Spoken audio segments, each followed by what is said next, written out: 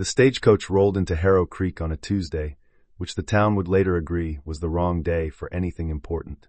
Tuesdays were for mending fences and settling debts. Not for a woman like Allison DuPont stepping down from the coach in a dress that had no business being this far north. She wore gray wool, well cut. The fabric seemed to remember better days, even if she had decided to forget them. Her trunk followed, lowered by the driver with less care than she would have liked. She did not flinch. The street was mud and cold air, and the particular silence of a town that has stopped what it was doing to look. "That's her," someone said. "The new schoolteacher." A pause. "From Louisiana." The word Louisiana carried the way a stone carries when dropped into still water. Rings spreading outward. Faces turning. Allison set her traveling bag down beside her trunk and looked at the town. One main street. A general store. A church with a crooked steeple. A saloon that did not pretend to be anything else. Mountains behind everything, white-capped and indifferent. She had grown up with magnolias and river light. Her father had told her that the DuPont name would open every door she needed. The DuPont name was gone now. The doors had closed one by one, quietly, the way genteel ruin always happened. And here she stood in Wyoming territory with $43, a teaching certificate, and the particular dignity of a woman who has decided that starting over is not the same as giving up. "Miss DuPont." A thin man in a town clerk's coat approached, hat in hand, his expression caught between welcome and apology. "Reverend Marsh asked me to meet you. I'm Gerald Fitch. I handle the school arrangements." "Mr. Fitch." She offered her hand. He shook it, surprised by the firmness. "The schoolhouse is just at the end of the road." He hesitated. "It needs some attention." "Most things worth having do," Allison said. He blinked. Then he picked up her trunk. She followed him down the street, aware of every eye. A woman outside the dry goods store leaned toward her neighbor. Two men on horseback slowed, without stopping. A child stared openly until his mother pulled him away. Allison kept her chin level. She had learned this in New Orleans drawing rooms, in the months after the bankruptcy, in every moment when the world expected her to crumble. Posture was not vanity. It was armor. The schoolhouse sat at the edge of town where the road turned to dirt track and the mountains began to feel closer. It was small, wood-sided, one window cracked along the lower pane. The door hung slightly off its frame. "The last teacher left in September," Fitch said, not quite meeting her eyes. "Couldn't manage the winter." Allison stepped inside. 12 desks. A wood stove that needed blacking. A chalkboard with someone's name still written on it in a child's uncertain hand. The ceiling held, which was something. "I'll need wood for the stove," she said. "And the window repaired before the children come." "Yes, ma'am." Fitch set down her trunk. "There's a room at the back. It's small. I've seen small." He left her there. Allison stood in the center of the room, the cold settling around her, and let herself feel it for exactly one moment. The distance from everything she had known. The weight of beginning. Then she opened her trunk and started unpacking. She heard about Jackson Kane before she saw him. In a town this size, reputation traveled faster than weather. By her second day, she had gathered the essential facts from 3 separate sources, none of whom realized they were all telling the same story. He owned the largest ranch in the valley. The Kane spread ran from the river bend north to the tree line, more land than any one man needed, which was precisely why he had it. He had built it himself, starting with nothing after the war took his father and the drought took the rest. He did not socialize. He did not attend church with any regularity. He paid his debts and expected others to pay theirs.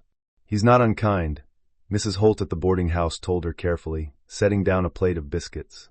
"He's just particular." "Particular how?" "He likes things in their place." A pause. "He's not sure yet where you fit." Allison considered this. "I fit in the schoolhouse," she said. "That seems clear enough." Mrs. Holt smiled, but it was the smile of a woman who knew the town better than she was saying. Allison met him on her 4th morning. She had risen early to walk the perimeter of the school yard, measuring in her mind where a fence might go, where children could run without wandering toward the road. The air was sharp and clean, the kind of cold that felt honest rather than cruel. She heard the horse before she saw the rider. A big gray, moving at a working trot, the rider sitting easy in the saddle with the particular stillness of a man who had spent more of his life on horseback than off it. He pulled up at the fence line without being asked. Looked at her. Jackson Kane was not what she had expected, though she could not have said precisely what she had expected. He was tall in the saddle, dark-coated, his face weathered in a way that suggested years rather than age. His eyes were gray, the same color as the horse, and they assessed her with the same directness she had been using on the town. "You're the teacher," he said. "I am." She did not add her name. He clearly already knew it. "Schoolyard runs to that post." He nodded toward a weathered stake she had not noticed. "Past that is Kane land." "I see." She looked at the post, then back at him. "I wasn't planning to expand." Something shifted in his expression. Not quite amusement. Something more careful than that. "The Hendricks boy," he said. "He'll tell you the fence doesn't matter." "It does." "I'll keep that in mind." He held her gaze a moment longer than necessary. Then he turned the gray and rode back the way he had come, unhurried, the horse's breath rising in small clouds behind them. Allison watched him go. "Particular," Mrs. Holt had said. Yes. That was one word for it. The children came on Monday. 14 of them, ranging from 6 to 14, arriving in clusters of 2 and 3, their boots loud on the wooden steps. They filed in with the cautious energy of animals entering unfamiliar territory, taking seats, watching her. Allison stood at the front of the room and let them look. She had taught before briefly in New Orleans in the year before everything fell apart. She knew this moment. The assessment. The collective decision being made about whether she was worth listening to. "Good morning," she said. "I'm Miss DuPont. I've come from Louisiana, which some of you may have heard." She paused. "Louisiana is warm and flat and very far from here. I expect Wyoming will teach me as much as I teach you." A small girl in the front row blinked. "You don't know things?" "I know a great many things," Allison said. "But no one knows everything. That's why we keep learning." The girl considered this with the gravity of someone taking it seriously. "My pa says teachers ought to know everything already." "Your pa is welcome to come teach the class," Allison said pleasantly. Laughter, quickly swallowed. But real. She had them after that. Not completely, not permanently, but enough to begin. By the end of the first week, she had established order and identified the 3 children who needed extra attention. She repaired the window herself with a piece of glass she had traded for at the general store, using skills her father's housekeeper had once taught her. The town watched. She felt it. The measuring glances, the conversations that paused when she entered the mercantile, the particular quality of silence that meant she was being discussed. She did not perform for them. She simply worked. It was Cal Renner who made the first open move. He was a land speculator, recently arrived from Denver, with clean boots and the easy confidence of a man who had never been told no by anyone who mattered. He came to the schoolhouse on a Friday afternoon after the children had gone, leaning in the doorway with his hat pushed back. "Miss DuPont." He smiled. "Settling in all right?" "Quite well, thank you. Town's not too rough for a lady from New Orleans?" She was erasing the chalkboard. She did not stop. "I find it honest," she said. "I appreciate that." He stepped inside without being invited. "I've been talking to some of the town council. There's a question about the school's funding. Whether it makes sense to keep a full-time teacher on, given the enrollment numbers." Allison set down the eraser and turned. 14 students is not a small enrollment for a town this size. "No, but," he spread his hands. "A woman alone, managing a frontier school. Some folks wonder if it's sustainable." She looked at him steadily. "Some folks, or you?" He blinked. "Because if it's you," she continued, "I'd suggest you bring your concerns to the school board directly. I'll be happy to address them there." She picked up her eraser again. "Good afternoon, Mr. Renner." He left. She heard his boots on the steps, the pause, then the sound of him walking away. She exhaled slowly. Outside, through the repaired window, she could see the edge of Kane land.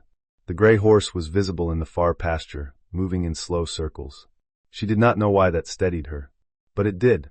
The trouble with Cal Renner was that he did not give up easily. By the second week of November, the whispers had taken shape. She was too refined for frontier teaching. She would leave before spring. The children needed someone who understood the West, not a displaced Southern belle playing at usefulness. Allison heard it all. She taught through it. What she did not expect was Jackson Kane. He appeared at the schoolhouse on a Wednesday evening, just as she was banking the stove for the night.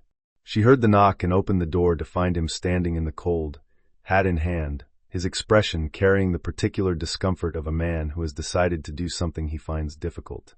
"Mr. Kane." "Miss DuPont." He looked past her briefly at the room, then back. "Renner's been talking to the land board. He wants the school property reassessed." She felt the cold more sharply. "On what grounds?" He's claiming the building's a liability. Structural concerns. Kane's jaw tightened. It's not about the building. No, she agreed. It isn't. A pause. The wind moved between them. I own the note on this land, Kane said. The school sits on a parcel I leased to the town 3 years ago. Renner can't touch it without my agreement. Allison looked at him carefully. Why are you telling me this? He was quiet for a moment. Because you should know where you stand. And where is that? On solid ground, he said. As long as I have anything to say about it. He put his hat back on and walked to his horse. Allison stood in the doorway watching him mount, watching him ride, the cold air pressing against her face. She did not know what to make of Jackson Kane. He was not kind in any conventional sense. He did not soften his words or offer reassurance. But there was something in the directness of him, the absence of performance, that she found herself trusting in spite of herself. She went back inside and finished banking the stove. He came back the following Saturday with lumber. She was in the schoolyard when the wagon pulled up, Kane driving, 2 ranch hands in the back with boards and tools. He climbed down without ceremony. Roof's got a soft spot over the back corner, he said. Needs fixing before the heavy snow. Allison looked at the wagon, then at him. I didn't ask for this. No. He pulled on his work gloves. I noticed it myself. She watched him for a moment.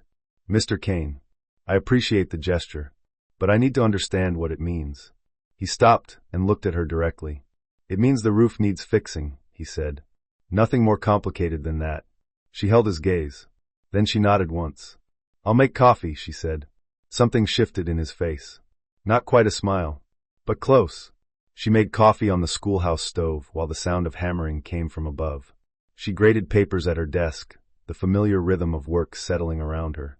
After an hour, one of the ranch hands appeared in the doorway.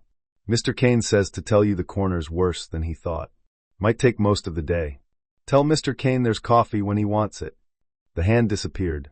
20 minutes later, Kane came down from the roof and knocked the mud from his boots at the door. He accepted the coffee without comment, standing near the stove, his coat carrying the smell of cold air and pine. You're not what the town expected, he said. No, Allison agreed. I gathered that. They expected someone who'd struggle. He looked at her over the rim of the cup. Someone they could feel sorry for. And instead they got someone who fixed her own window. The corner of his mouth moved. Among other things, they stood in a comfortable quiet that surprised her. She had grown up in rooms full of conversation, the elaborate social machinery of New Orleans society, words deployed like currency. This silence felt different, honest, undemanding. You've been here long, she asked. 12 years.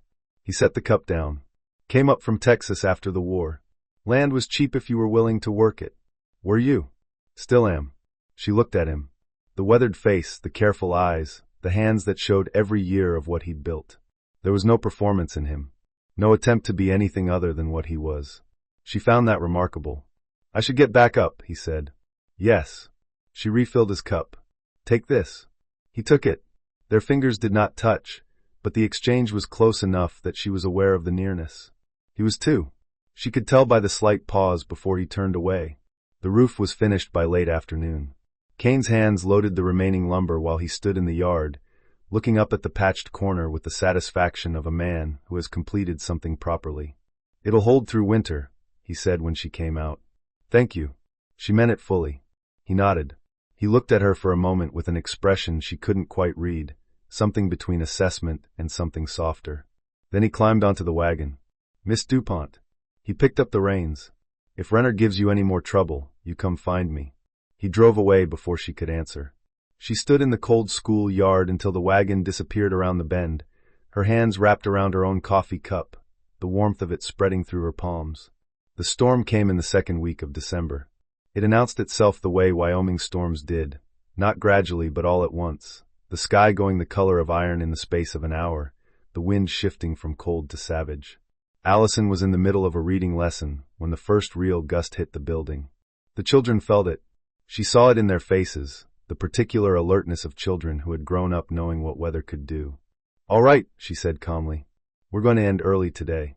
She organized them quickly, pairing older children with younger ones, checking that every coat was buttoned, every scarf secured. The Hendricks boy, who was 12 and thought himself too old for supervision, she put in charge of the youngest 3. You're responsible for them until they reach their doors, she told him. Can I trust you with that? He straightened. Yes, ma'am. She sent them out in groups, watching from the doorway as they moved down the street, the wind already strong enough to lean against. The sky had gone nearly dark, though it was barely 3 in the afternoon. The last child, a small girl named Clara whose family lived at the far edge of town, was still pulling on her mittens. Clara. Allison crouched to her level. Where does your father work? The livery, Clara said. But he might be at Mr. Kane's today. He helps with the horses sometimes. Allison looked at the sky. The livery was close. Kane's ranch was not. We'll go to the livery first, she said. Come on. She took Clara's hand, and they went out into the storm. The wind was worse than she had expected. It came in sheets, carrying ice that stung the face, the cold immediate and serious. Allison kept her body angled to shield the child, moving steadily, her eyes fixed on the livery sign swinging violently ahead. They made it. Clara's father was there, his face going white with relief when he saw them. He pulled his daughter close and looked at Allison over her head. You walked her through that? It wasn't far, Allison said. He shook his head. Miss DuPont. You didn't have to. She's my student, Allison said simply. Of course I did. She turned to go back. The liveryman caught her arm. You can't go back out in this alone. The schoolhouse is 2 minutes away. I'll be fine. She was not entirely fine. The 2 minutes felt like 10, the wind now strong enough to push her sideways, the cold working through her coat with serious intent. She reached the schoolhouse, got inside, and stood against the closed door breathing hard. The stove had burned low. She built it back up with hands that shook slightly, not from fear but from cold, and sat close to it while the storm hammered the walls. She was still there an hour later when she heard hooves in the yard. She opened the door to find Jackson Kane dismounting in the driving snow, his coat white with it, his expression carrying something she had not seen on him before. Something close to alarm. You're here, he said. Where else would I be? He came inside without being asked, pulling the door shut behind him. He looked at her, then at the stove, then back at her. Clara's father sent word, he said. Said you walked her through the storm. It was 2 blocks. In a Wyoming blizzard. His voice was even, but his eyes were not. Miss DuPont. The children needed to get home, she said. That was the priority. He stood very still for a moment. Then he pulled off his gloves and moved to the stove, checking the wood without asking, adding another piece with the ease of a man who has tended fires all his life. You could have been lost, he said quietly. His back was to her. I wasn't. No. He turned. You weren't. They looked at each other across the small room. The storm pressed against the walls. The stove ticked and settled. I'll stay until it passes, he said. Make sure the building holds. She should have told him it wasn't necessary. She didn't. There's coffee, she said instead. He sat in the chair nearest the stove. She sat at her desk. They did not talk much, but the silence between them had changed. It was warmer now, more deliberate. At some point she fell asleep in her chair, her head tipping forward over her papers. She woke to find a blanket around her shoulders, Kane's coat, she realized, still warm from his body. He was sitting across the room, awake, watching the door. She did not say anything. She pulled the coat closer and went back to sleep. In the morning the storm had passed. Kane was gone. The stove was freshly stoked. On her desk, beside her papers, sat a cup of coffee still warm. The town noticed. Of course it did. A town this size noticed everything, and what it noticed it discussed, and what it discussed it shaped into something that suited the story it already wanted to tell. By Christmas, the story was this. Jackson Kane had taken an interest in the Southern schoolteacher. Whether this was charity or courtship or something more complicated, opinion divided sharply along the lines of who liked Allison and who found her unsettling. Cal Renner found her unsettling. He came to her on a Monday morning before school, his expression carrying the particular pleasantness of a man delivering bad news he has enjoyed preparing. The land board met last week, he said. There's a question about the school's lease renewal. Kane's note comes due in February. Allison set down her chalk. And there are parties interested in that parcel for other purposes. He smiled. I thought you should have time to make arrangements. She looked at him steadily. What kind of arrangements? For your return south, he said, or wherever you plan to go. She was quiet for a moment. Then she said, Mr. Renner, I have 14 students who are learning to read and cipher and think clearly. I have a building that is sound and a community that needs what I provide. She picked up her chalk. I'm not making arrangements to leave. I'm making arrangements to stay." He left. She turned back to the chalkboard, her hands steady, her heart less so. That evening she walked to Kane's ranch. She had not done this before. She was aware of what it would look like, a single woman walking to a single man's property at dusk. She walked anyway, because the alternative was waiting for someone else to solve her problem, and she had stopped doing that in New Orleans. Kane was in the barn when she arrived, working by lantern light, his hands moving with practiced efficiency over a piece of harness. He looked up when she appeared in the doorway. He did not look surprised. He looked like a man who had been half expecting her. "Renner talked to the land board," she said. "I know." He set down the harness. "I heard this afternoon. Is the note actually coming due?" "Yes." He was direct about it. "February 15th. And if you renew it, Renner loses his angle." "Yes." She looked at him. "Will you?" He was quiet for a moment. Not hesitating, she thought. Choosing his words. "I was going to renew it regardless," he said. "I didn't build this town to watch a speculator dismantle it." Something loosened in her chest. "I didn't come here to ask you to save me," she said. "I know that too. I came because you should know I intend to fight this myself if I have to. I have letters to write. People in Cheyenne who owe my father favors or owed him before." She stopped. "Before the bankruptcy," Kane said quietly. She looked at him. "You knew." "I made inquiries. When you arrived." He met her eyes without apology. "I wanted to know who was teaching my neighbor's children." She should have been angry. She found she wasn't. "And what did you find?" "That your father lost everything honestly," he said, "and that you came here with what was left and started over." A pause. "I found that worth knowing." The lantern light moved between them. Outside, the horses shifted in their stalls, the familiar sounds of a working ranch settling into evening. "Mr. Kane," she said carefully. "What is this?" He looked at her for a long moment. "I don't know yet," he said. "But I'd like to find out, if you're willing." She had been proposed to once, in New Orleans, by a man who had wanted the DuPont name more than the woman carrying it. She had refused him and watched the town decide she was too proud for her own good. This was nothing like that. "I'm willing," she said, "to find out." December became January. January was cold in a way that felt personal. They fell into a rhythm that neither of them named. He came to the schoolhouse on Saturday mornings to check the stove and the roof and whatever else needed checking. She made coffee. They talked, or they didn't, and both were comfortable. He taught her to ride properly. Not the careful side-saddle riding she had learned in New Orleans, but the real thing, upright and balanced, learning to move with the horse rather than against it. She was a quick student, which seemed to please him in a way he expressed by saying nothing critical. One evening, she helped him with the ranch accounts. His foreman was sick, and the numbers needed to be ready by morning. She sat at his kitchen table with the ledger while he stood at the stove making something that turned out to be surprisingly good beef stew, and they worked in the same room with the ease of people who have stopped needing to perform for each other. "You're good with numbers," he said. "My father taught me." He said a woman who understood money was harder to cheat. She turned a page. He was right about that, at least. Kane set a bowl in front of her without comment. She ate without ceremony. It was the most natural thing in the world. The children noticed. Children always did. Clara asked her one morning, with the directness of a 6-year-old, if she was going to marry Mr. Kane. "That's not a schoolroom question," Allison said. "My mama says you should," Clara said. "She says he's been alone too long, and so have you." Allison looked at the child for a moment. "Your mama is very observant," she said. "Now open your reader." The crisis came in late January, as crises in Wyoming tended to, without warning and with full commitment.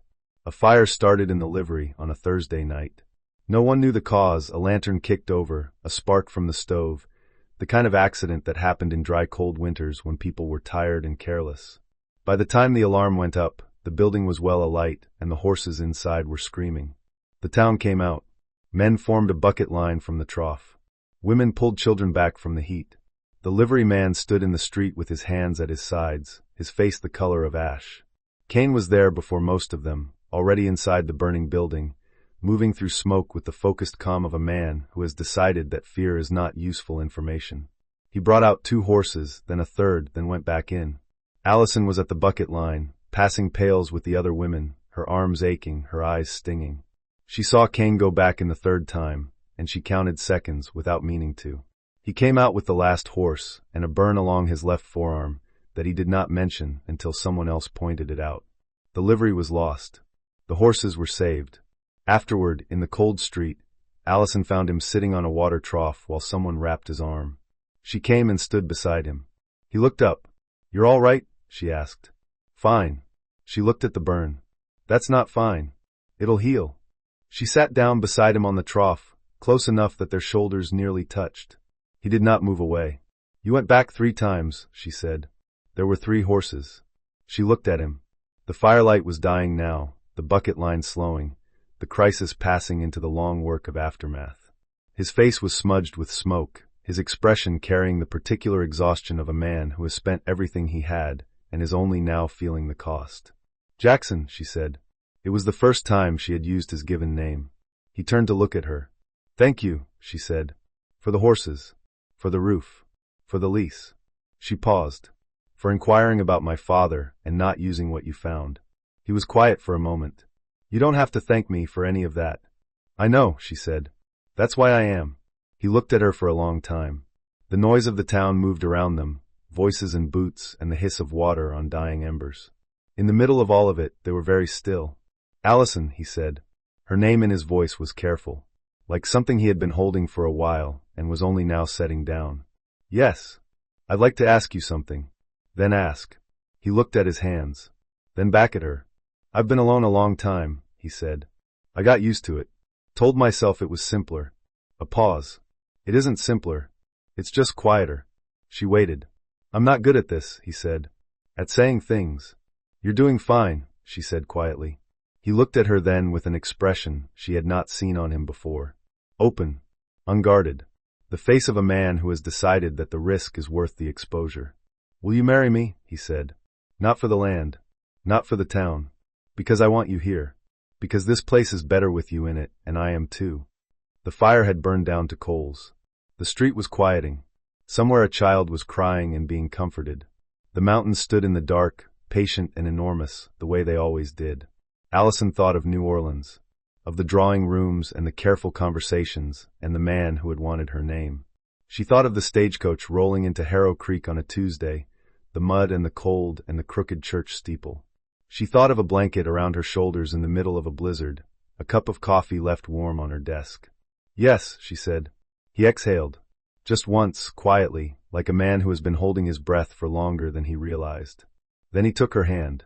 Not dramatically, just firmly, his fingers closing around hers with the same care he gave to everything that mattered to him.